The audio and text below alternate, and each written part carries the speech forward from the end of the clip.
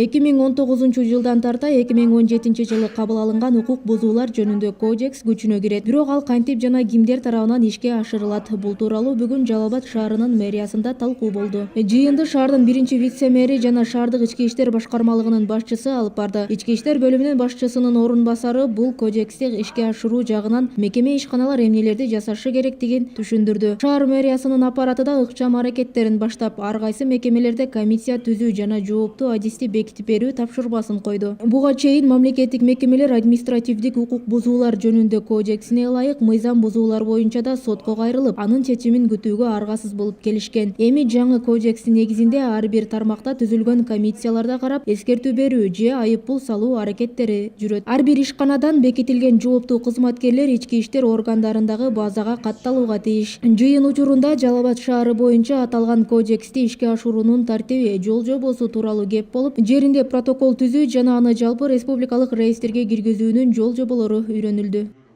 Атайын шарттар түзүлүп коюлган. Салык инспекциясы же болбосо ошол эле бажы кызматы же болбосо санэпидстанциябы өзүнүн тиешелүү беренелеринин негизинде алып бараттагы биздин бөлүмгө алып бараттагы кабинет курулган, оптика волоконный интернет киргизилген, шарттары түзүлгөн. Ошол жерге өзүнүн логин паролу менен кирет дагы протоколду 24 сааттын ичинде киргизип, ал жерге чарасын көрүү боюнча мөөнөттөрүн анан ишин алып бара берет да. Боюнча айта кетсем, бул негизи өзү 364 беренеден турат. Бул жерде жалпы эле ушул жанагы соттук мындай жаза кодексин жеңилдетүү максатында ушул беренелердин баары жергиликтүү ошол комиссиялар тарабынан каралып, биринчи кезекте ошол комиссиялар өзүнүн чечим чыгарсын деген ниетте жасалган.